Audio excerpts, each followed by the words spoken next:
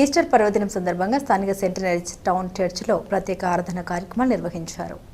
యేసుక్రీస్తు సమాధి నుండి మృత్యుంజయుడి పునరుద్ధరణ మహిమను చూపించడానికి ఈ లోకానికి వచ్చిన సందర్భంగా ప్రత్యేక ఆరాధన నిర్వహించినట్లు స్థానిక బోస్ రోడ్లోని శతవసంతాల town church pastor reverend Devarapalli Yesuratnam తెలిపారు.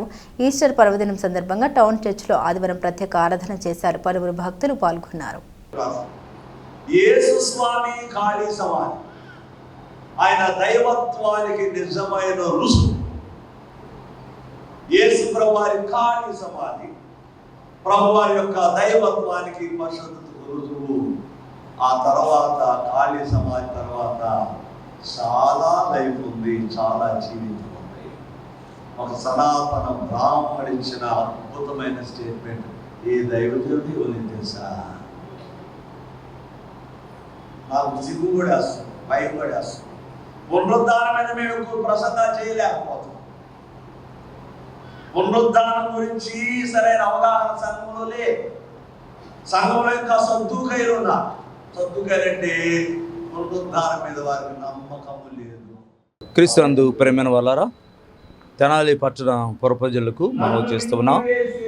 ఈ దినము యేసు క్రీస్తు వారు సమాధిని గెలిచి మృత్యుంజయుడై పునరుద్ధాన మహిమ చూపించడానికి ఈ దినాన ఆరాధన కార్యక్రమం జరుగుతుంది.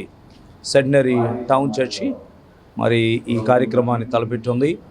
మరి మొన్నటి దినాన శుక్రవారం దినాన 7 మాటల చేత మరి దేవుని మహిమపరిచిన ఈ దినాన మరి పునరుద్ధానక శక్తి ఆయన సమాధి చేయబడి తిరిగి లేచి అందరూ కూడా కనిపించాడు. ముందుగా మగ్దలేనే మరియకు సువార్త అందించాడు, తర్వాత శిష్యులకు అందించాడు.